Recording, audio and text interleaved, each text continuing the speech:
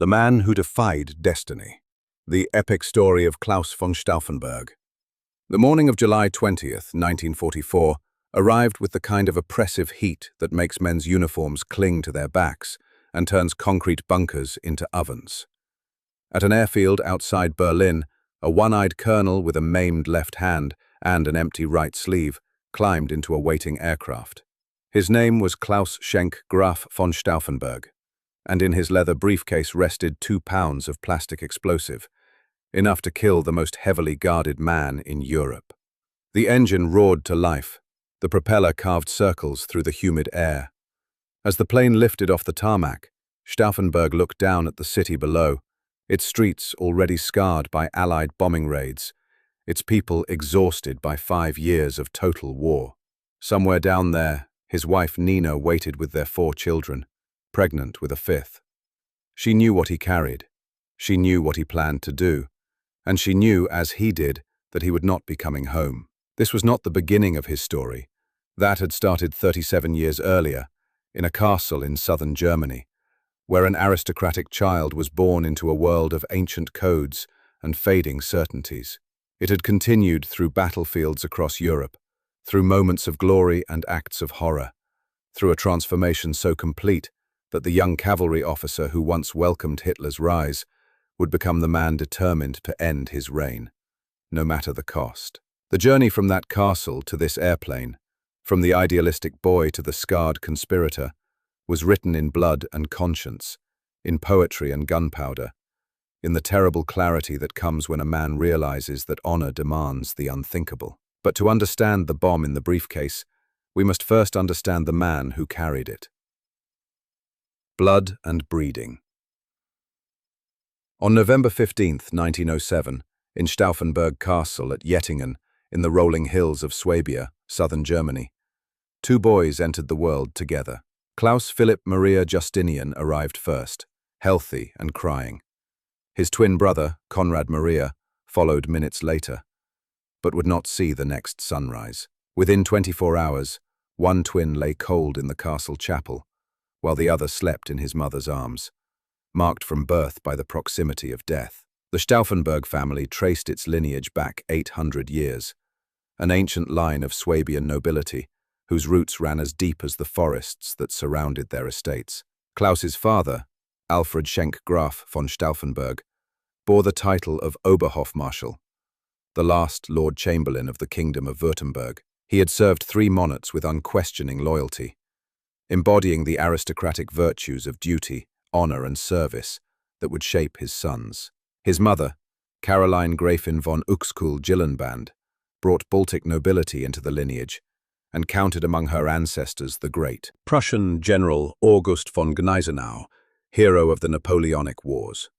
Young Klaus grew up in a household where history was not something read in books, but breathed in the very air. The portraits of military ancestors lined the castle halls. The family archives contained letters from Frederick the Great. In the library, leather-bound volumes chronicled centuries of service to crown and country. This was more than heritage, it was identity, expectation, and burden all woven together. The boy was not alone.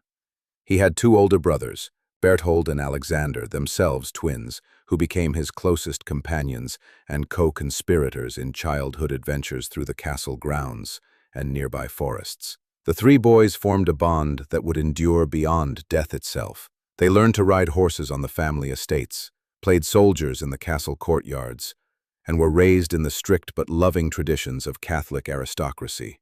But Klaus was different. While his brothers excelled at the expected pursuits of hunting and military studies, the younger twin showed an early inclination toward art, music, and above all, poetry.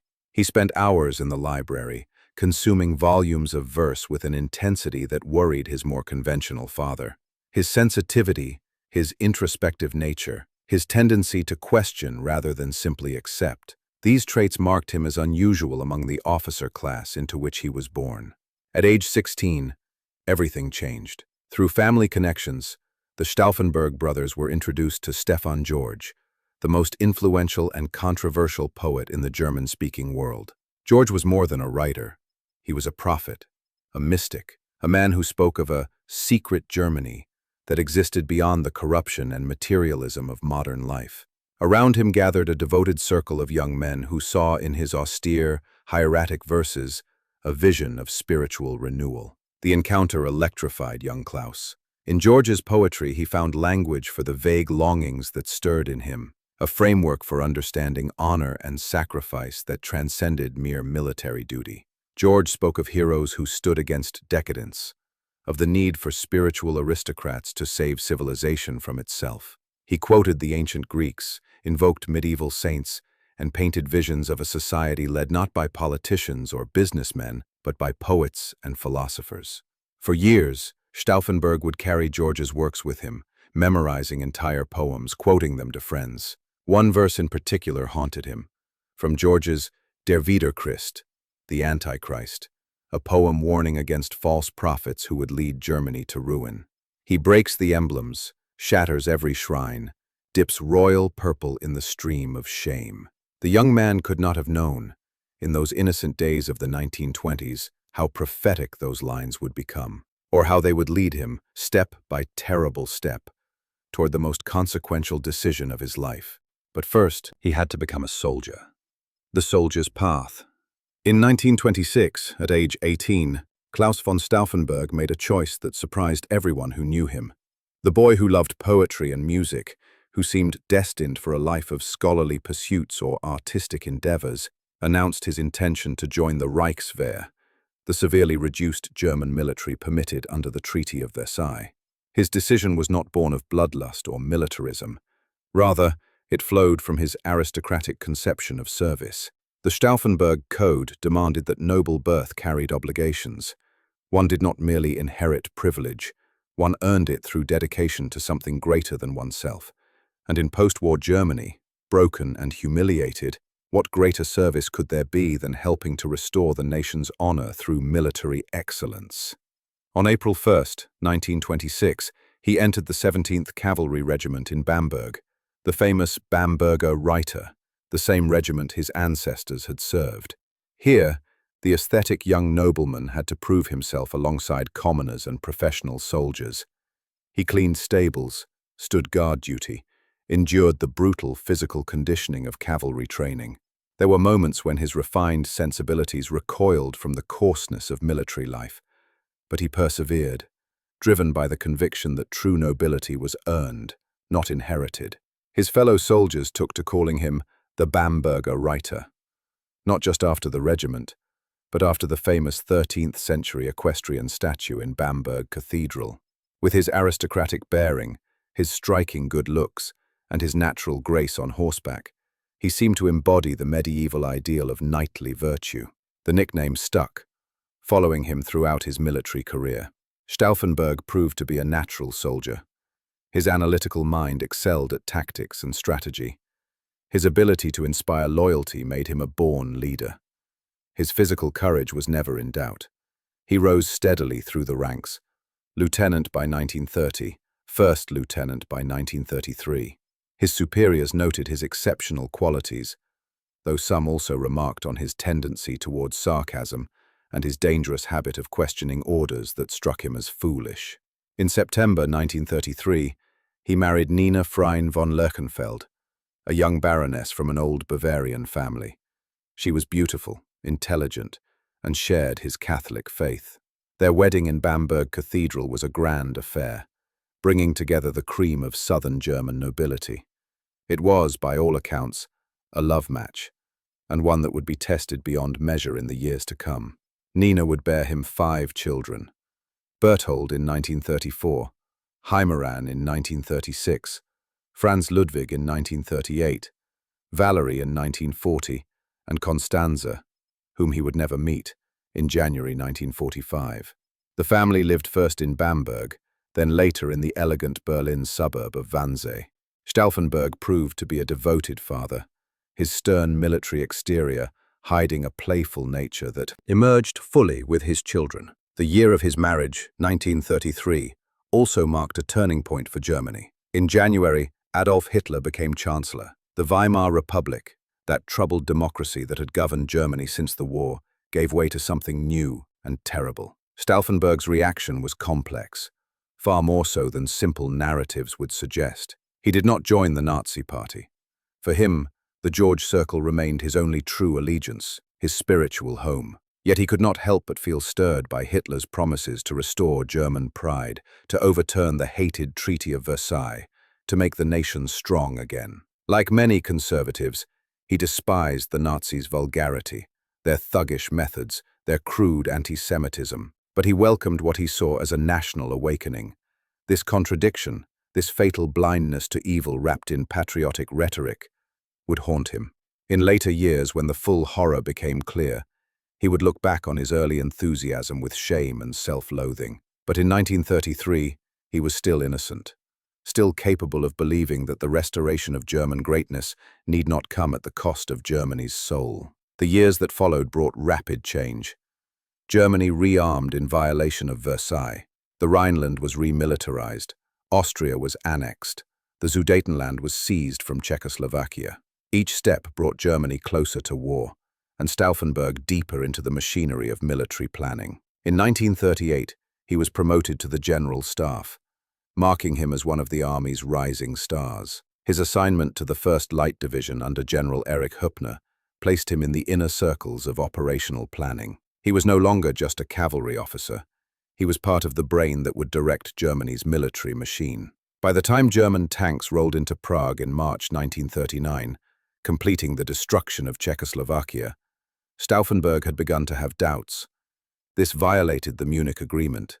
This was naked aggression, not the recovery of ethnic German territories. He confided to friends that the fool is headed for war, meaning Hitler. He predicted that such a conflict would require at least 10 years to win, and even then victory was uncertain. But when Poland was invaded that September, Stauffenberg did his duty. He was a German officer.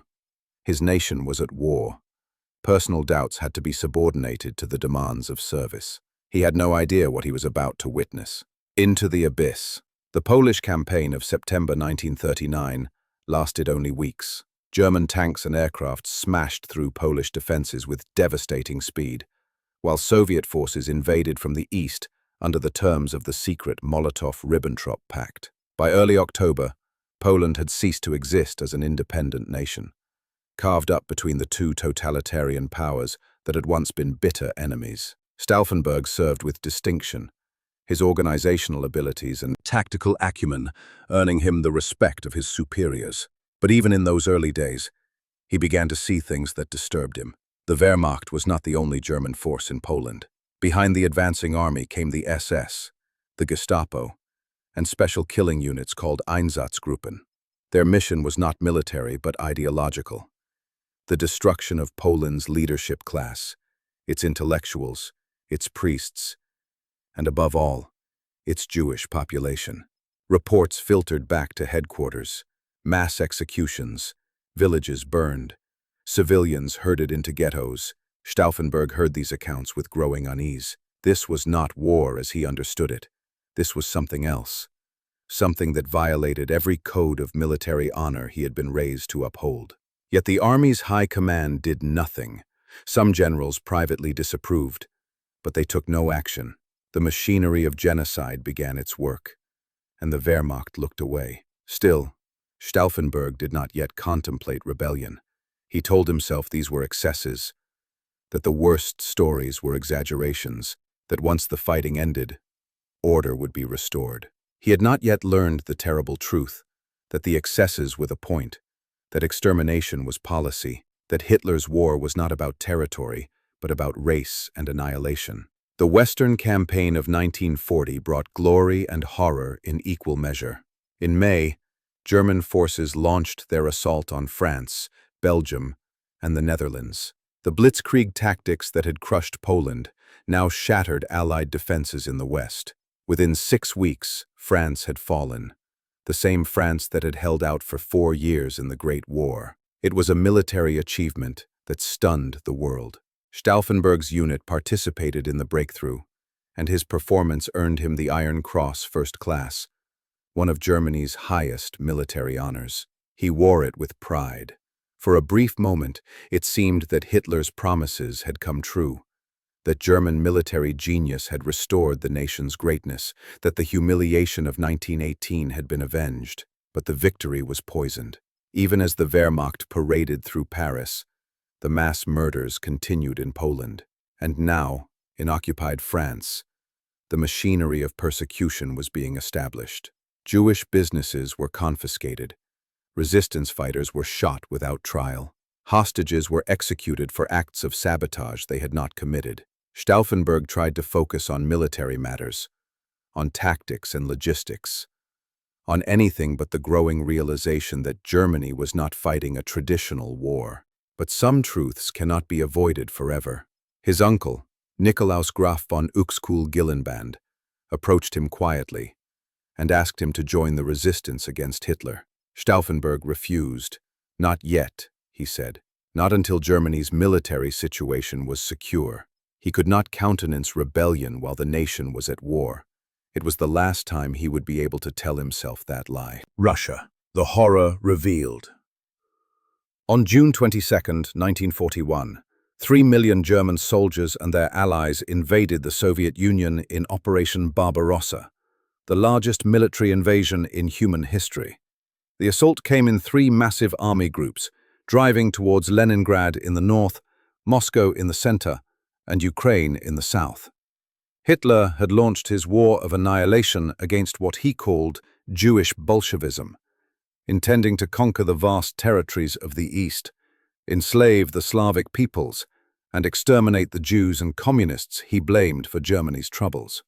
Stauffenberg, now serving in the organizational department of the Army High Command, was not on the front lines, but in the headquarters that directed operations. From his desk, he coordinated logistics, managed supplies, and helped plan the movements of millions of men. He saw the raw numbers: millions of Soviet prisoners taken, vast territories conquered, enemy armies encircled and destroyed. But he also saw other numbers, other reports, the ones that were supposed to stay secret. Reports from the Einsatzgruppen following behind the advancing armies. Reports of entire villages wiped out. Reports of Jews marched to the edges of mass graves and machine-gunned by the thousands. Reports of Soviet prisoners of war, deliberately starved to death in open-air camps, dying by the hundreds of thousands. The scale was incomprehensible. This was not the brutal pragmatism of conventional war. This was systematic extermination carried out with industrial efficiency. And the Wehrmacht, his beloved army, was complicit. Soldiers provided transportation for the killing squads. Officers reported the location of Jewish communities. Generals signed orders authorizing collective reprisals against civilians. In the summer of 1942, Stauffenberg was stationed at the Army High Command headquarters in Vinnytsia, Ukraine. It was here, in the heat and dust of occupied Soviet territory, that he could no longer maintain his carefully constructed compartmentalization. The evidence was everywhere, impossible to ignore. The mass graves just outside town. The rumors about what happened in the forests. The casual conversations among officers about the cleansing operations. One day, according to later testimony, Stauffenberg expressed his shock and outrage openly to fellow officers. The ill treatment of Jews, the mass shootings, they could not be allowed to continue. It was a dangerous thing to say. Even among supposed comrades, the SS had ears everywhere. Officers who spoke too frankly about such matters had a way of being transferred to the Eastern Front's most dangerous sectors, where they tended to die in combat. Later that August, he confided more specifically to his friend Major Joachim Kuhn.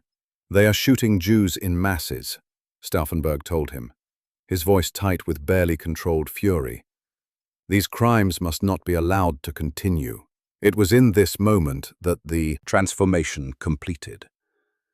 The officer who had welcomed Hitler's rise, who had fought proudly for German victory, who had told himself that excesses were temporary and order would be restored, that man died in the Ukrainian summer heat. What emerged was something harder, clearer, and infinitely more dangerous. The realization that came to Stauffenberg was simple and terrible. Hitler was leading Germany not to greatness, but to damnation. The war was not being fought to secure the nation's future, but to enable genocide. Victory under such circumstances would be more shameful than defeat. And every day Hitler remained in power, every day the Wehrmacht continued to serve him, more innocent blood stained German hands.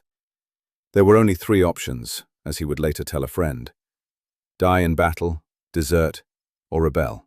He was too much a German patriot to desert. He was not yet ready to die. That left only rebellion. But rebellion meant assassination, and assassination meant becoming, in the eyes of many of his countrymen, a traitor. It meant violating his officer's oath of loyalty to the Führer, an oath taken before God. It meant risking not just his own life, but his family's safety. It meant entering a moral wilderness where right and wrong became treacherously unclear. Stauffenberg was a Catholic. He had been raised to believe that killing was a mortal sin. The idea of murder, even of a tyrant, went against every religious principle he had been taught. He agonized over this. He prayed. He consulted his conscience and his faith, trying to find a path that did not lead through blood. In December 1942, news reached the army of the catastrophe unfolding at Stalingrad. The German Sixth Army, nearly 300,000 men, had been encircled by Soviet forces. Hitler forbade them to break out. He ordered them to fight to the last man. Through the terrible winter, the trapped soldiers froze and starved. By February 1943, the survivors surrendered. 91,000 men, gaunt and hollow-eyed, marching into Soviet captivity, from which most would never return. Stalingrad broke something in Stauffenberg. It was the final proof that Hitler was not just evil, but incompetent, that he would sacrifice entire armies to his own megalomania, that he cared nothing for the soldiers who served him, that he would drag Germany to utter destruction rather than admit defeat. The moral calculation crystallized. Hitler alive meant millions more dead, German soldiers, yes, but also countless civilians across Europe, Jews and Slavs and Poles, and all the others marked for extermination.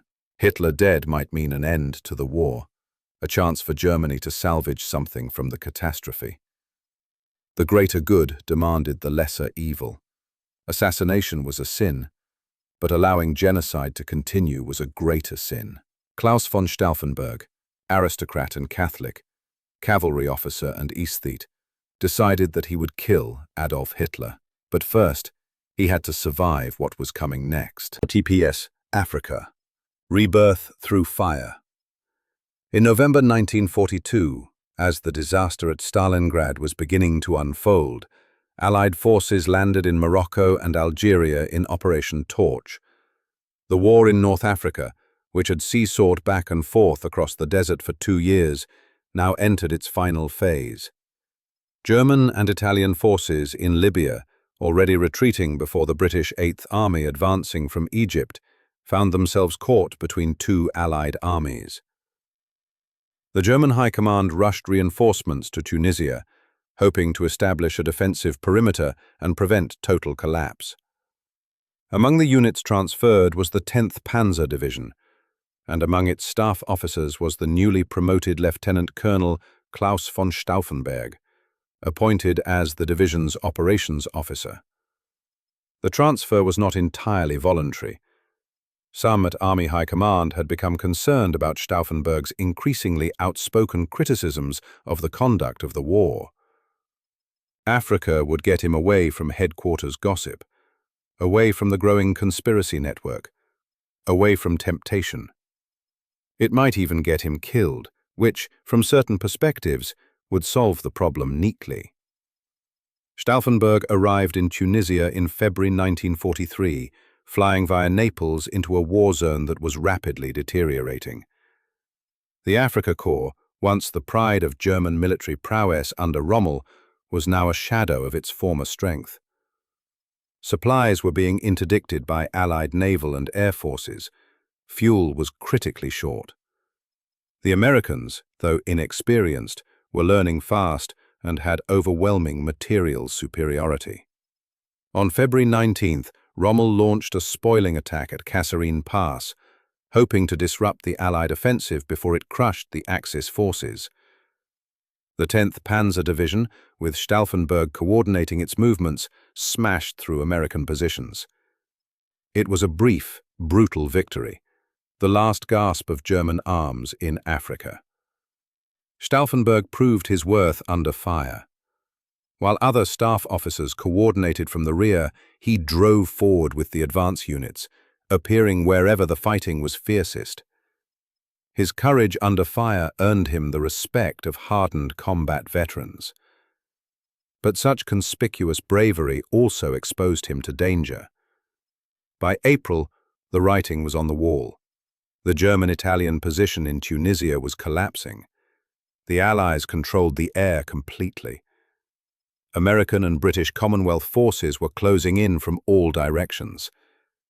The 10th Panzer Division, along with the rest of the Afrika Korps, was being pushed back towards the Mediterranean, with nowhere left to retreat. On April 7, 1943, near the town of Medzuna, the 10th Panzer Division was conducting a tactical withdrawal. Allied fighter bombers prowled the skies, strafing anything that moved. German columns snaked along the dusty roads, trying to reach defensive positions before being caught in the open. Stauffenberg was in his staff car, moving between units to coordinate the retreat. The morning sun was already fierce. The vehicle wound through a line of trucks and half-tracks, soldiers trudging alongside in the heat. Then someone shouted a warning, pointing at the sky. P-40 Kitty Hawks of the Royal Australian Air Force's No. 3 Squadron came in low and fast, their machine guns chattering. The first pass tore through the column. Vehicles exploded. Men scattered, diving for cover. Stauffenberg's driver swerved desperately, trying to reach shelter. The fighters came around for a second pass. This time they focused on Stauffenberg's car. The 50 caliber machine guns, each bullet as thick as a man's thumb, ripped into the vehicle. Stauffenberg, standing upright to direct the driver, took the full force of the attack. The pain was beyond description. His left eye exploded. His right hand was nearly severed. His left hand was shredded, most of his fingers hanging by tendons. Shrapnel peppered his head, back, arms, and legs. He collapsed into the wreckage as the fighters roared overhead, moving on to other targets. When the attack ended, they found him barely conscious beside his overturned, burning car. A medical officer, Second Lieutenant Dr. Hans Kaiser, who happened to be passing, stopped to help. He looked at the wounds and shook his head. This man would not survive. But Stauffenberg refused to die. They loaded him into an ambulance, itself a target for prowling fighters, and began the agonizing journey to the field hospital at Sfax. Every bump in the road sent fresh waves of agony through his body. His remaining eye swam in and out of focus. He drifted between consciousness and oblivion, between life and death. At the hospital, surgeons worked frantically to stabilize him. They removed what was left of his left eye. They amputated his right hand at the wrist.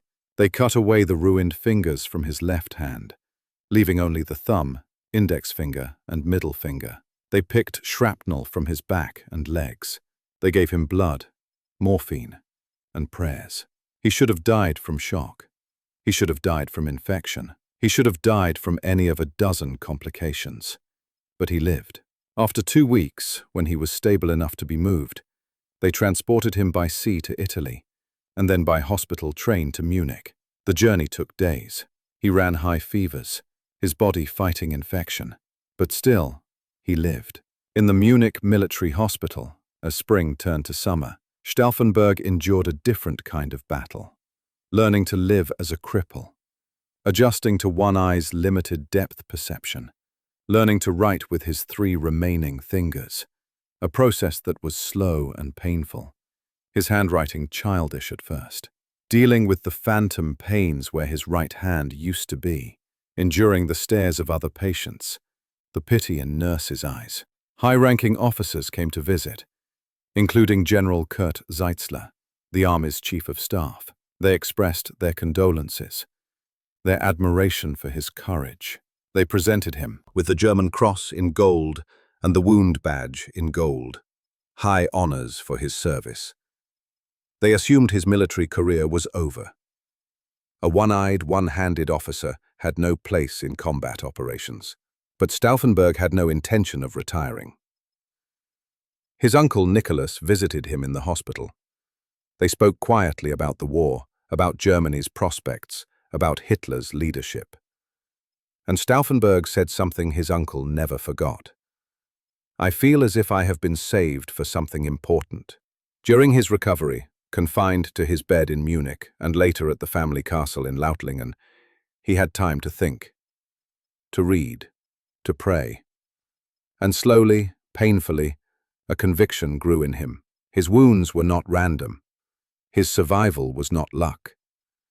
He had been spared, preserved for a specific purpose. God had taken his eye and his hands, but left him alive. Why? Perhaps to see clearly what others could not. Perhaps to grasp what others would not. Perhaps to do what others feared to do. The poetry of Stefan George echoed in his mind. Lines about heroes who must stand alone, who must act when all others falter, who must accept the terrible burden of necessary violence. The idea of secret Germany, the true nation that existed beyond its corrupted institutions, waiting to be reborn through the sacrifice of its best sons. By July 1943, when he was discharged from the hospital, Stauffenberg had made his decision. He would kill Hitler himself, not delegate the task to others, not hope someone else would act. He would place the bomb, he would pull the trigger, whatever it took. His family watched this transformation with mixed emotions. His wife Nina saw the haunted look in his remaining eye, the way his jaw set when he thought no one was watching. She did not know the details of what he planned, but she knew her husband. She knew that the war had changed him, that his wounds were more than physical. His children saw a father who played less, who smiled rarely, who spent long hours in his study, writing with painstaking slowness. But they still loved him, still ran to embrace him when he came home, still begged for stories at bedtime. And his co-conspirators, for by now he had been contacted by the resistance network centered around General Friedrich Olbricht and Colonel Henning von Tresckow, saw a man transformed into something elemental. A man who had passed through fire and emerged, tempered into a weapon. In September 1943, now partially recovered, Stauffenberg was appointed Chief of Staff to General Olbricht at the Reserve Army headquarters in Berlin. The posting placed him at the heart of the conspiracy. It also gave him the access he would need. The countdown had begun.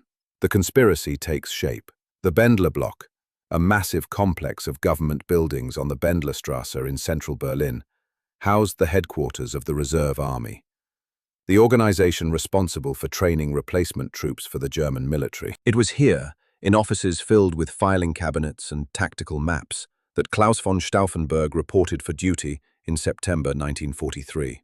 His new superior, General Friedrich Olbricht, was a quiet, methodical man who had been part of the anti-Hitler conspiracy for years. Olbricht's genius lay, not in inspirational leadership, but in patient organization.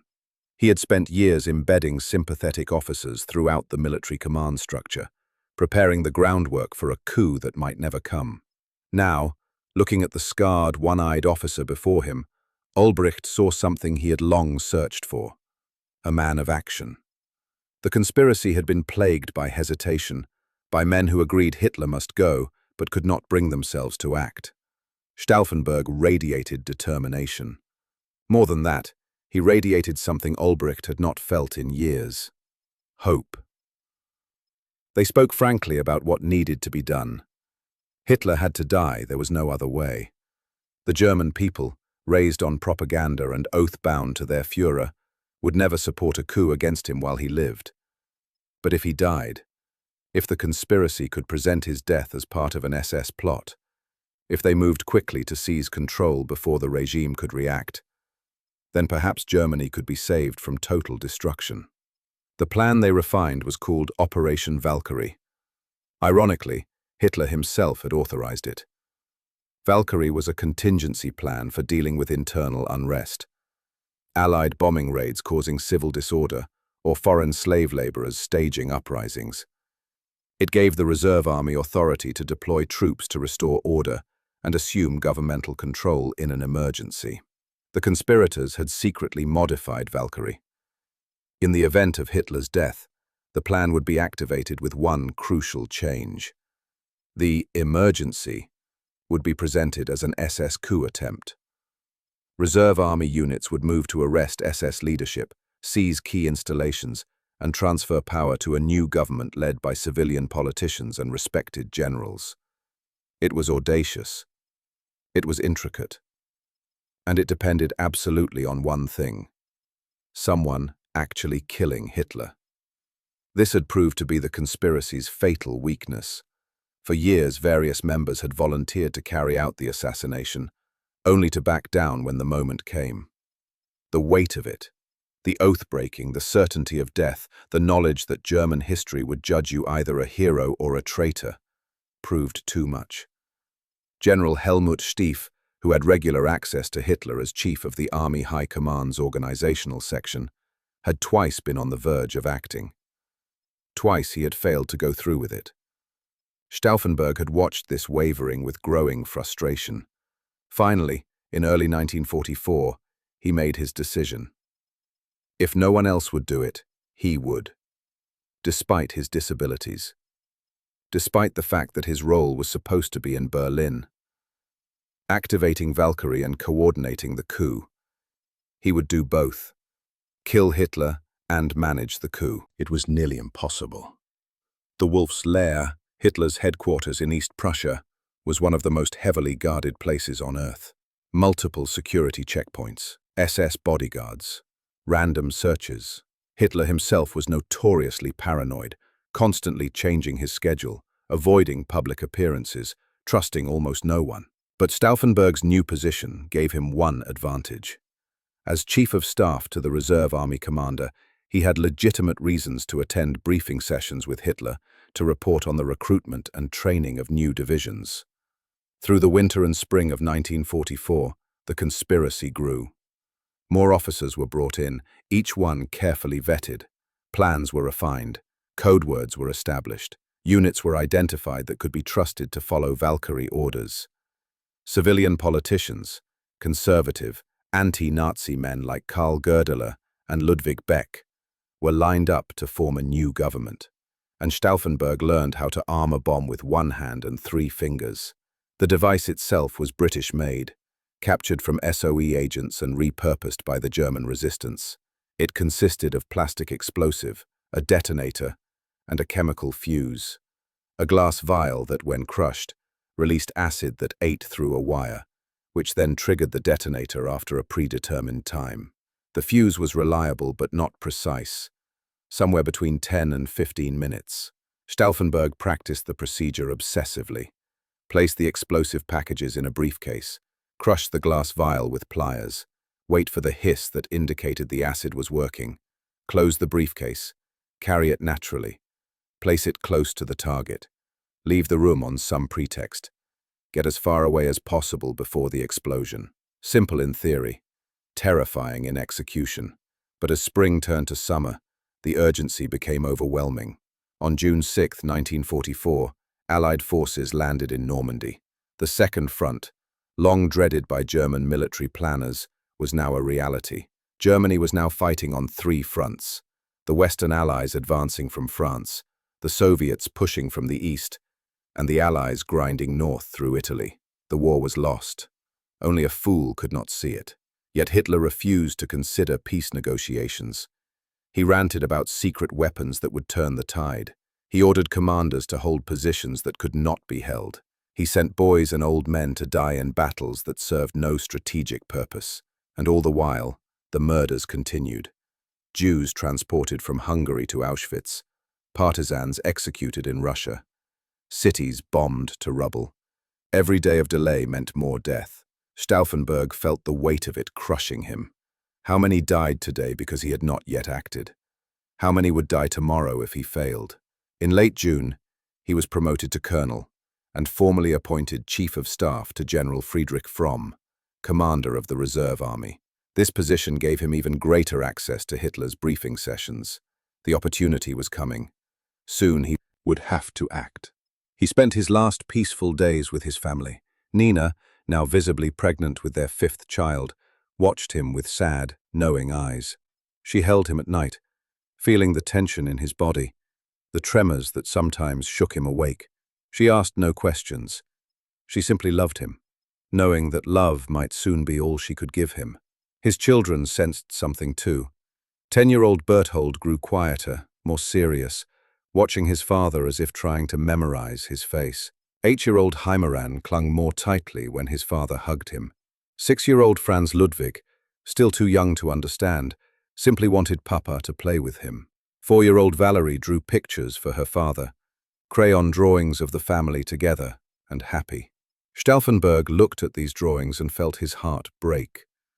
If he succeeded, his children might grow up despised as traitors' offspring. If he failed, they would certainly be killed under the Nazi policy of Sippenhaft, blood guilt, the execution of conspirators' families.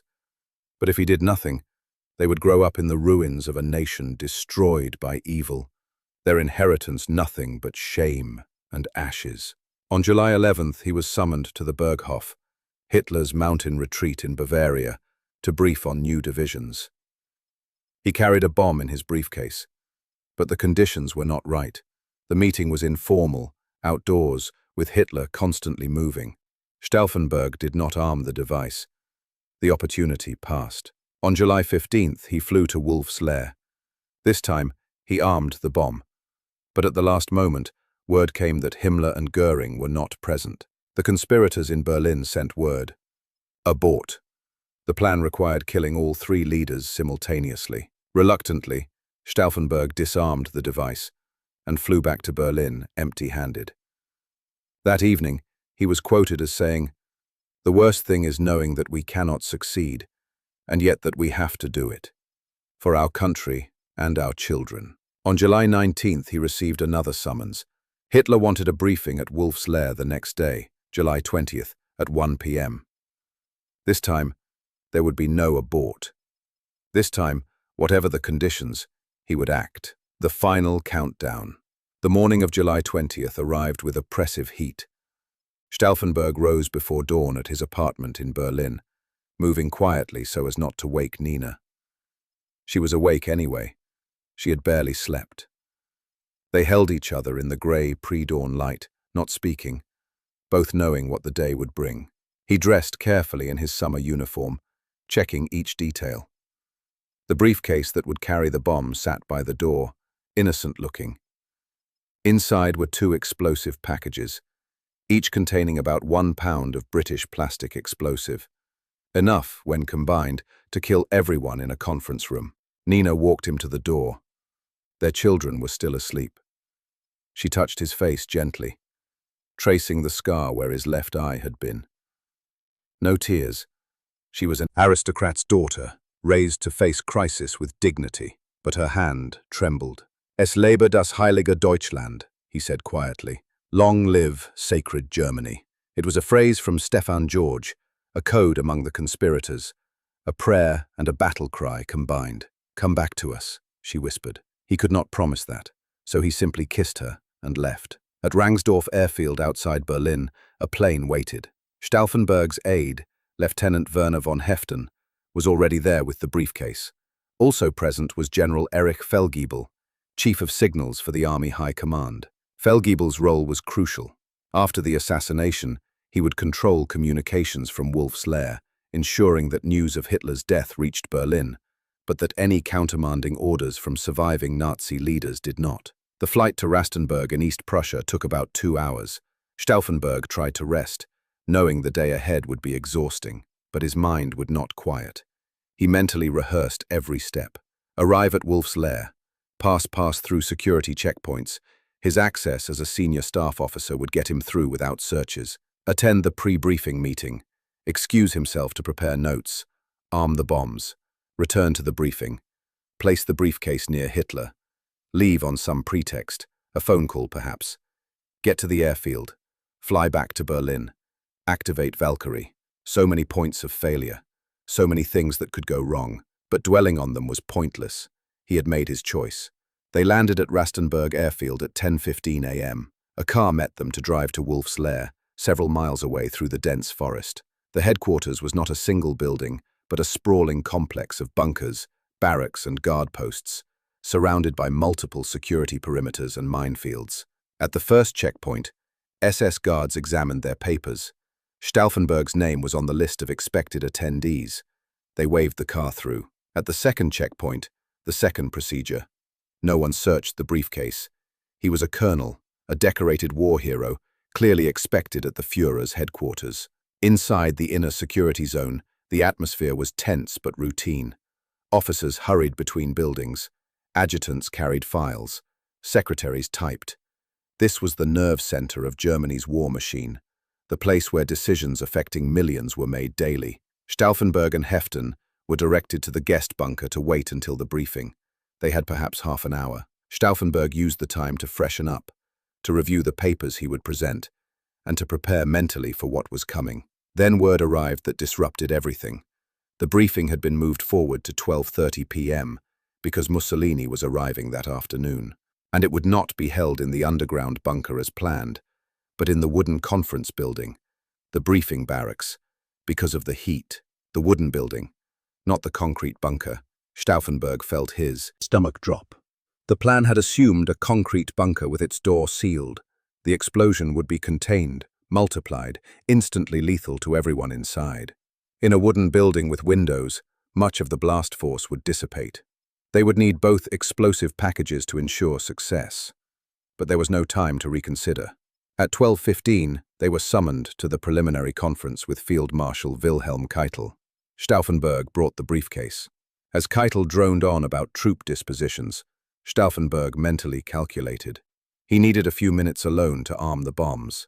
At 12:30, as they prepared to move to the main briefing, Stauffenberg asked permission to use the washroom to freshen up and prepare his notes. Keitel nodded impatiently. They would wait for him. Stauffenberg and Heften hurried to a nearby room. Heften pulled out the 2 explosive packages. Stauffenberg took the pliers in his 3 remaining fingers. His hand was shaking. He crushed the first fuse. The soft hiss told him the acid was released, eating through the wire. 10 minutes, perhaps 12. Not much time. He reached for the second package. Heften handed it to him. He fumbled with the pliers. A knock at the door. A voice. "Colonel von Stauffenberg, we're waiting." No time. No time for the second bomb. One would have to be enough. He wrapped the armed explosive in a shirt, placed it in the briefcase, closed it. The hissing continued, barely audible. The acid was eating through the wire. 9 minutes left. Maybe less. They hurried to the conference room. It was a long wooden building with large windows open to catch any breeze. About 24 people crowded around a large oak table spread with maps. Hitler stood at the center, his back slightly hunched, his left hand trembling with the Parkinson's symptoms he could no longer hide. An adjutant announced, "Colonel Graf von Stauffenberg from the Reserve Army." Hitler looked up briefly, nodded. Stauffenberg approached, was directed to a position on the right side of the table. He could not get directly opposite Hitler.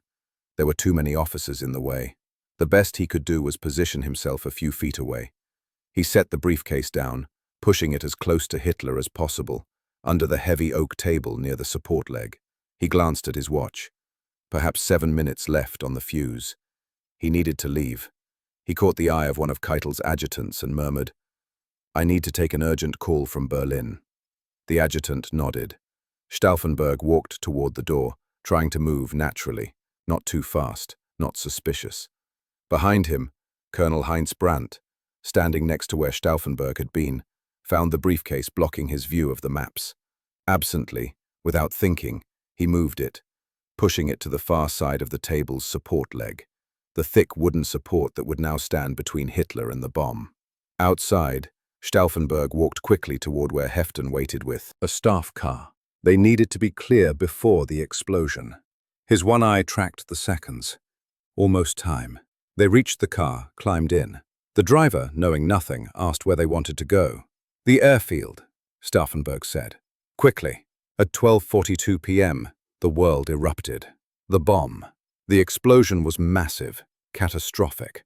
The wooden conference building's windows shattered outward. The roof lifted, timbers splintering. A blast wave rolled across the compound, rattling windows in buildings hundreds of meters away. A massive fireball mushroomed into the summer sky, black smoke following, tongues of flame consuming the wreckage. Stauffenberg, now more than 100 meters away and screened by buildings, felt the concussion through his chest like a physical blow.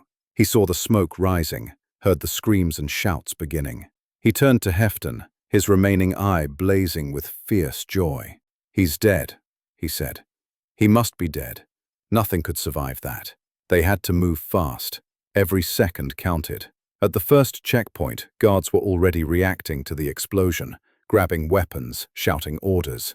Stauffenberg bluffed their way through, claiming they needed to reach Berlin immediately to report on the explosion, showing his colonel's insignia and war decorations, speaking with absolute authority.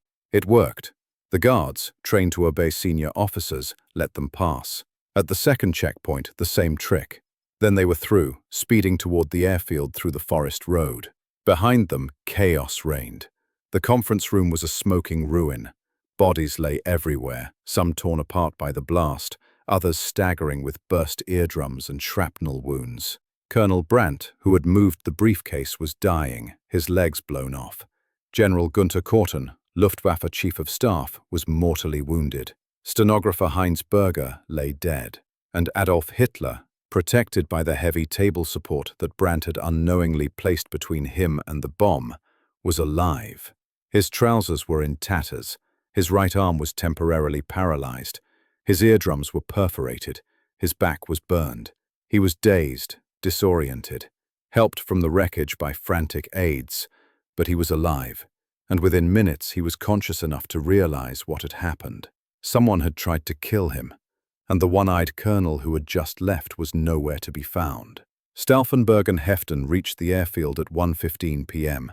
Their plane was ready, engines warming. They climbed aboard and took off immediately, racing west toward Berlin. As they climbed into the sky, Stauffenberg looked back at the smoke still rising from Wolf's lair and allowed himself a moment of savage satisfaction. It was done. The tyrant was dead. Germany could be saved. He had fulfilled his destiny. The flight to Berlin took 2 hours. During that time, Stauffenberg rehearsed what needed to happen next. Land at Rangsdorf. Drive immediately to Bendler Block. Activate Operation Valkyrie. Issue the prepared orders to army units across Germany and occupied Europe. Arrest the SS leadership in Berlin. Seize control before the Nazi Party could react. Present Hitler's death as an SS coup that the army had thwarted. Install the new government. Speed was everything. The first hours would determine success or failure. If they moved decisively, if the military obeyed the Valkyrie orders, if the SS could be neutralized before they organized resistance, it could work. But what Stauffenberg did not know, what he could not know, flying through the summer sky with his heart soaring, was that everything had already begun to go wrong. General Feldgiebel, the signals chief, had been supposed to control communications from Wolf's lair after the explosion. His orders were clear. Confirm Hitler's death to Berlin, then cut all communications so no contradictory information could get out. But when Feldgiebel reached the bombed conference room and saw Hitler alive, he panicked. He made a brief phone call to Berlin, confirming the explosion had occurred, then did nothing else. Communications remained open. Hitler survived, and within minutes, word began to spread that the Führer lived. In Berlin, General Olbricht and the other conspirators at Bendler Block received Feldgiebel's message. Something terrible has happened. The Führer lives. The message was ambiguous. Had the assassination failed? Or had it succeeded but been disguised? They waited, uncertain, as precious minutes ticked away. General Friedrich Fromm, overall commander of the reserve army and technically part of the plot, though he had carefully maintained deniability, refused to activate Valkyrie without confirmation. He tried to phone Wolf's lair. The circuits were busy. More minutes lost. By the time Stauffenberg landed at Rangsdorf at 3:45 p.m., over 3 hours after the explosion, no action had been taken. The coup had not started, and at Wolf's lair, Hitler was already recovering, already beginning to issue orders, already learning the identity of the would-be assassin. Stauffenberg, knowing none of this, drove at breakneck speed to Bendler Block. He burst into Olbricht's office at 4:30, breathless, his uniform disheveled, his face flushed with excitement. "He's dead," Stauffenberg announced. "I saw it. The explosion destroyed the entire conference room. No one could have survived. We need to activate Valkyrie now, immediately." Olbricht looked at him with something close to despair. "Klaus, we've heard. Reports say Hitler survived. He's on the phone issuing orders. It's all over the radio." "Impossible," Stauffenberg interrupted. "I was there. I saw the explosion. Those are lies, disinformation from the SS. They're trying to create confusion. We need to act now, before they can organize." His certainty was overwhelming. Perhaps he needed to believe it so badly that he convinced himself. Or perhaps, having committed to this course, having crossed the Rubicon of assassination and treason, he simply could not conceive of failure. Either way, his conviction carried the day. "Issue the orders," he commanded. "Activate Valkyrie. Do it now." And so, against their better judgment, knowing that reports claimed Hitler lived, knowing that the plan was already compromised, the conspirators began to activate Operation Valkyrie. Teletype messages went out to military commands across Germany and occupied Europe.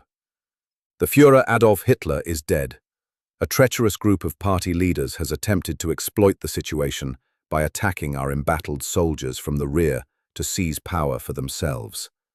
The government has declared a state of military emergency. I have been appointed Commander-in-Chief of the Wehrmacht."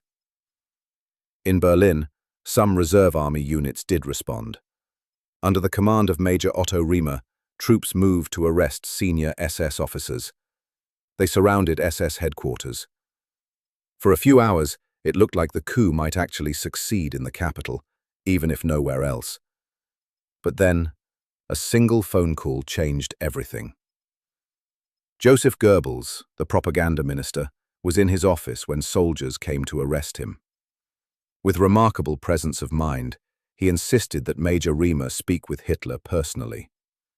He dialed Wolf's lair, and miraculously, the call went through. Hitler's voice came on the line, damaged by his perforated eardrums, but unmistakably alive, unmistakably commanding. He confirmed his identity. He ordered Riemer to arrest the conspirators, not the SS. He promised Riemer an immediate promotion to colonel if he obeyed. The game was up. The coup collapses. By early evening, as the summer sun began its slow descent toward the western horizon, it became clear to everyone at Bendler Block that the coup had failed. The Valkyrie orders were being countermanded. Units that had initially responded were standing down. No army commanders outside Berlin had committed to the conspiracy. The SS, far from being neutralized, was organizing to crush the plotters. And worst of all, Hitler's voice was on every radio, unmistakably alive, calling the conspirators traitors and promising swift justice. Stauffenberg watched his careful plans unravel with growing desperation. He made phone call after phone call, trying to rally support, trying to convince wavering commanders that reports of Hitler's survival were lies. But too many had heard Hitler's voice.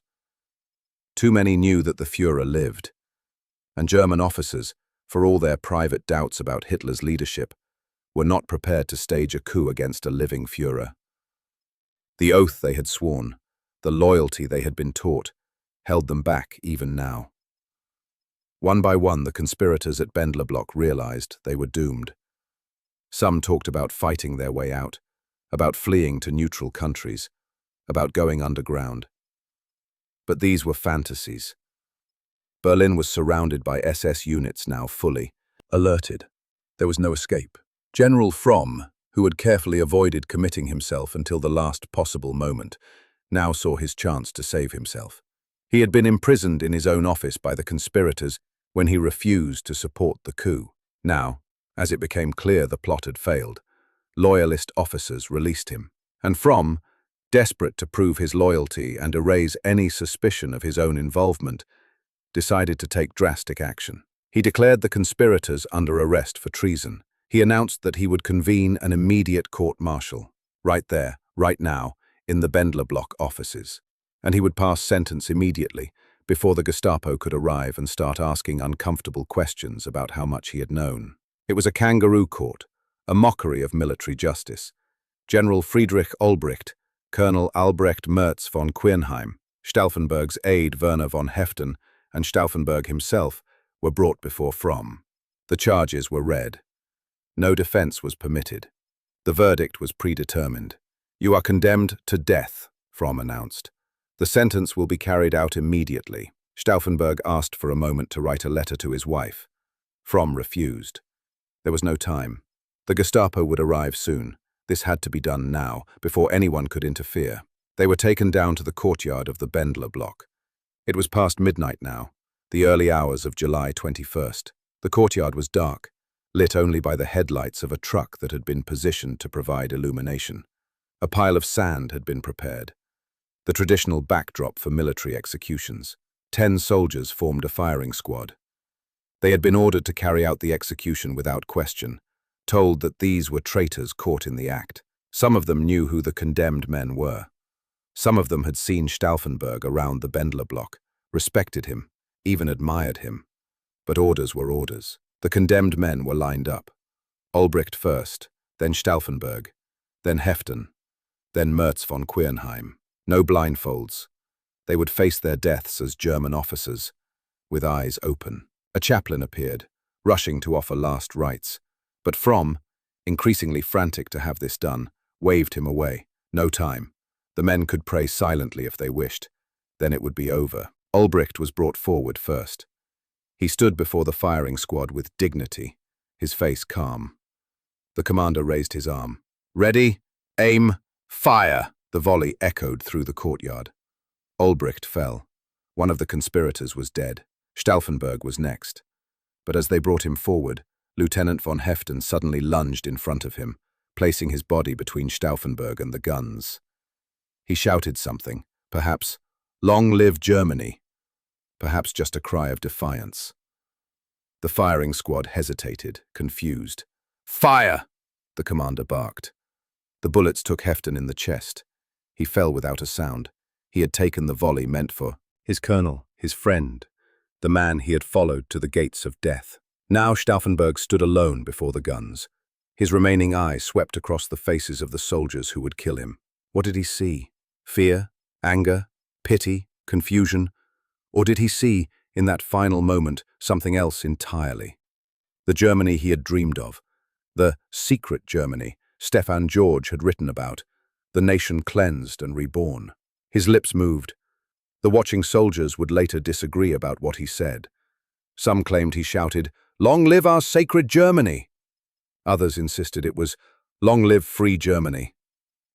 A few thought he said nothing at all, that the movements of his mouth were prayer, not proclamation. Whatever he said, his voice was strong. Not defiant, that would have been too theatrical. Not apologetic, he had made his choice and would not recant.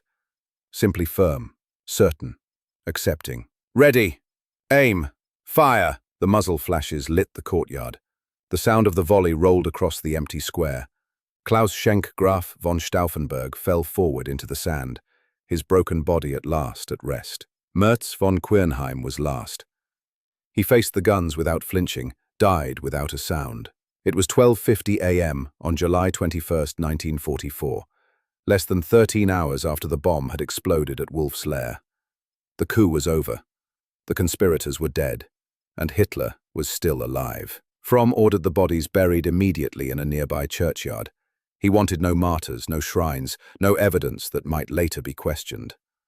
The men were dumped into a common grave, their uniforms stripped, their medals removed. But the next day, on Hitler's direct orders, the bodies were exhumed. The SS wanted to be sure. They dug up the corpses, photographed them for identification, then cremated them. The ashes were scattered in a sewage field. Even in death, there was to be no dignity for traitors. The reckoning. The revenge began before the sun rose on July 21st. Across Berlin, the Gestapo swept through addresses pulled from seized documents and forced confessions. They arrested family members, friends, associates, anyone who might have known anything. The prisons filled with aristocrats, generals, civil servants, intellectuals, anyone connected even tangentially to the plot. Nina von Stauffenberg was arrested at home, her 4 children watching as the Gestapo dragged their mother away. The 10-year-old Berthold tried to protect his mother and was shoved aside roughly. The family was torn apart within hours. The children were taken to an orphanage in Bad Sachse, their surname changed to Meister to hide their identity. They were told their father had been a traitor, that their family name was shameful, that they should be grateful the state allowed them to live at all. Nina, 7 months pregnant, was interrogated for days. They wanted to know what she had known, when she had known it, who else was involved. She told them nothing of substance, insisting, truthfully, that her husband had kept the details from her to protect her. But the Gestapo did not believe in protective ignorance. If the wife didn't know, they reasoned, it was only because she refused to confess. She was transferred to Ravensbrück concentration camp, though her pregnancy saved her from the worst treatment. In January 1945, as Soviet forces approached from the east, she was moved to a Nazi maternity center in Frankfurt an der Oder. There, on January 27th, she gave birth to a daughter, Constanze, Claus von Stauffenberg's 5th child, whom he would never meet. Stauffenberg's brother Berthold, who had been part of the inner conspiracy, was arrested on July 21st. He was brought before Roland Freisler's People's Court on August 10th, a show trial where the verdict was predetermined. Freisler screamed at the defendants, mocked them, denounced them as vermin and traitors. No defense was permitted. The proceedings were filmed for Hitler's entertainment. Berthold was found guilty, of course. His sentence? Death by slow strangulation. That evening he was taken to Plötzensee prison in Berlin. The method of execution was deliberately designed to maximize suffering. A thin wire noose, piano wire, was placed around his neck. He was hoisted up slowly by an overhead hook, the wire cutting into his throat. As he strangled, guards lowered him before he lost consciousness. Then they hoisted him again, and again. This torture continued for minutes that must have felt like hours. Film cameras recorded everything, as Hitler had ordered. The Führer wanted to watch his enemies die slowly, wanted to see their suffering. The film reels were developed and screened for senior Nazi officials. It was meant as a warning. This is what happens to traitors. Nearly 200 people directly connected to the plot were executed in the following months. Some died by firing squad.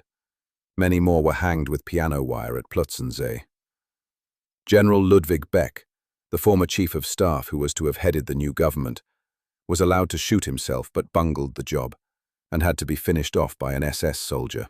General Henning von Tresckow, who had been one of the plot's masterminds, learned of the failure while serving on the Eastern Front. Rather than face arrest and torture, he walked into no man's land and detonated a hand grenade next to his head. His body was returned to his family for burial. One of the few conspirators granted that dignity. Field Marshal Erwin Rommel, the famous Desert Fox, was implicated by testimony from arrested conspirators, though his actual involvement remains debated. Hitler gave him a choice: face trial and have his family persecuted, or commit suicide and be given a state funeral with his family's reputation intact. On October 14, 1944, Rommel took poison. Germany mourned a war hero, supposedly killed by his wounds. Only a few knew the truth, but the persecution extended far beyond those directly involved. Hitler invoked the medieval law of Sippenhaft, blood guilt. Entire families of conspirators were to be punished. Wives, children, siblings, even distant cousins were arrested. Properties were confiscated. Names were erased from records. Some family members died in concentration camps. Others survived only because the war ended before their turn came. In total, over 7,000 people were arrested in connection with the July 20th plot. Nearly 5,000 were executed, most of them only loosely connected to the conspiracy, caught up in Hitler's paranoid rage. The purge decimated the German officer corps. Some of the army's best minds, its most experienced commanders, its most capable staff officers, gone.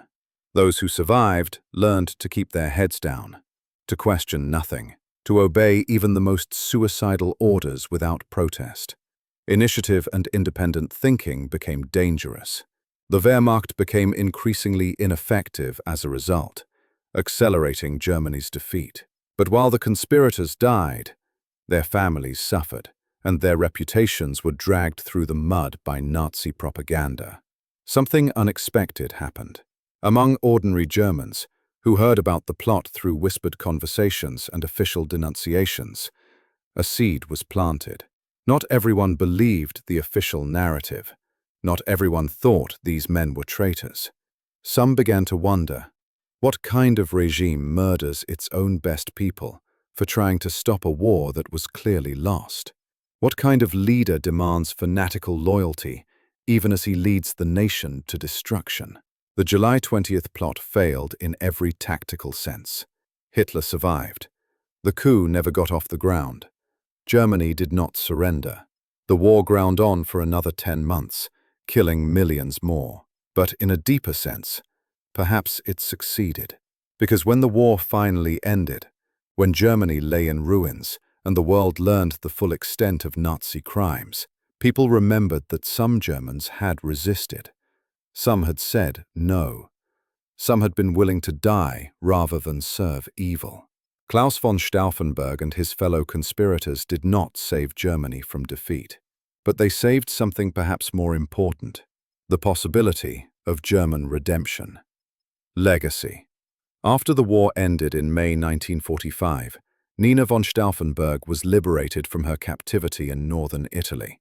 She reunited with her children at the family estate in Lautlingen. The reunion was bittersweet. Her sons barely recognized her after a year of separation.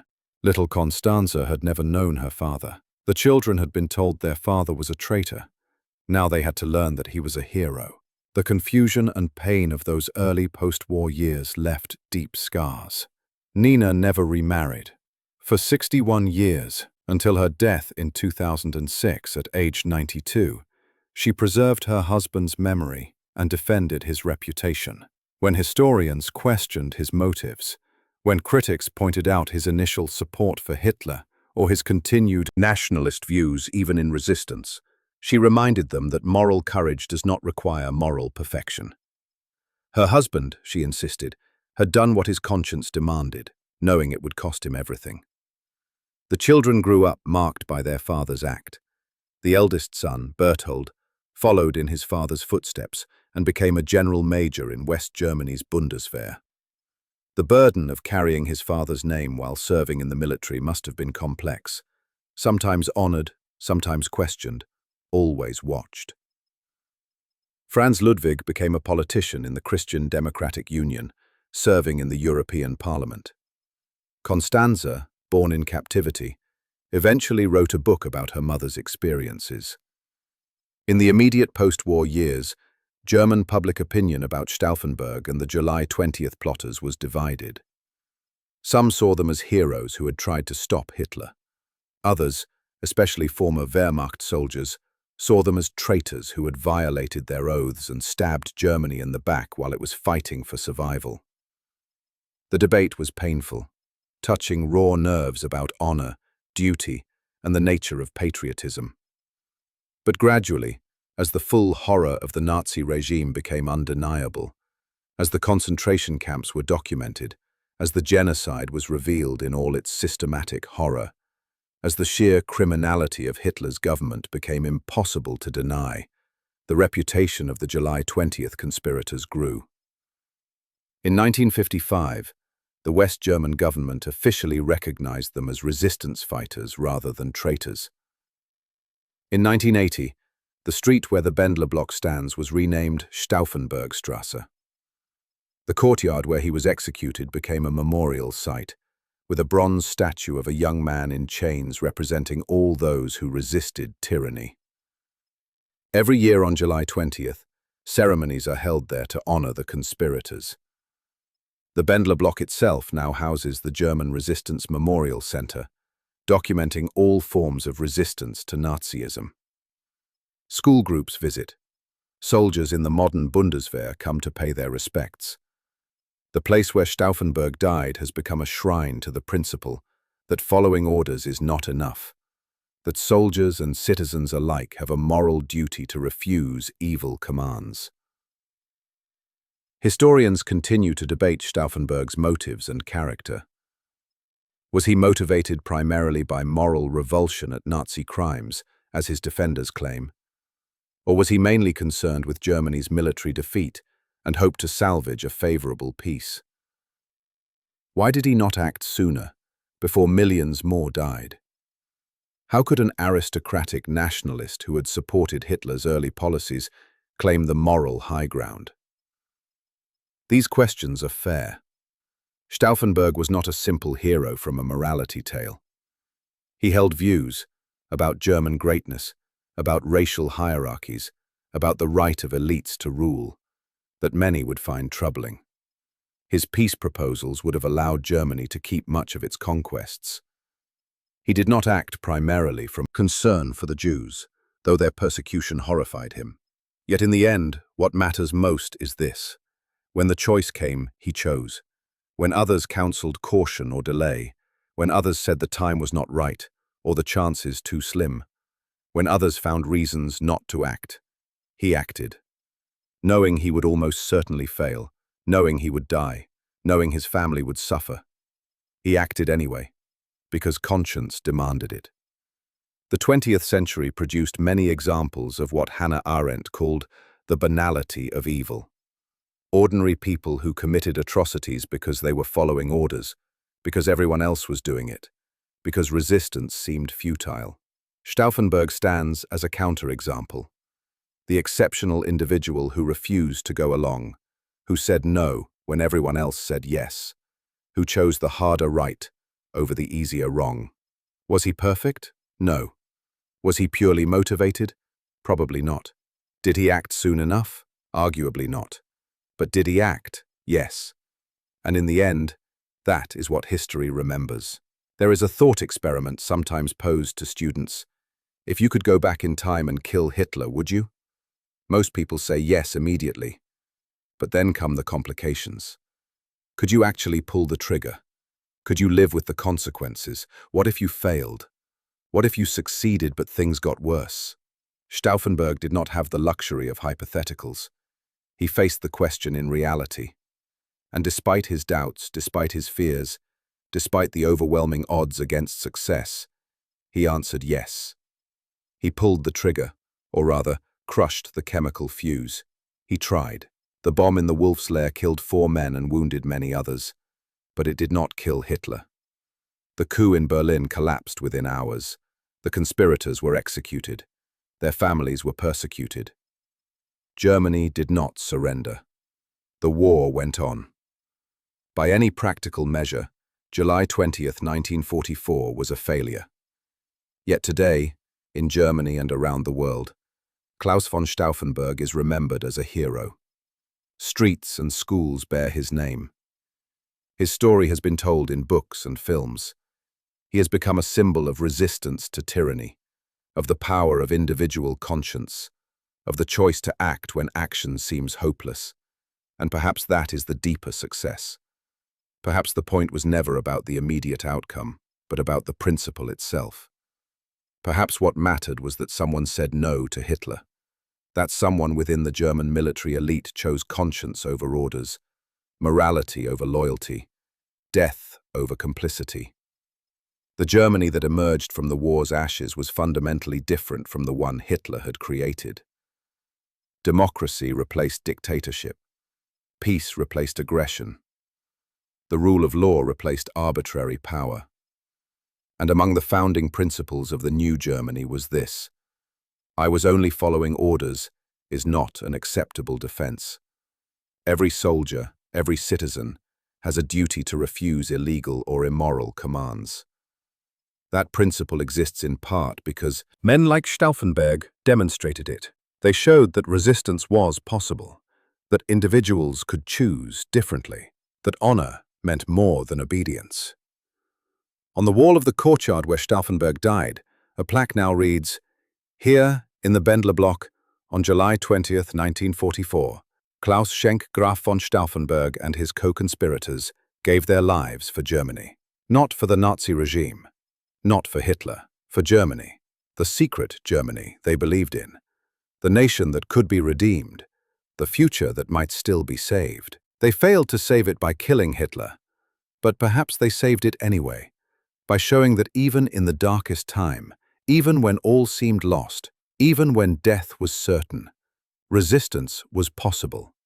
Courage was possible.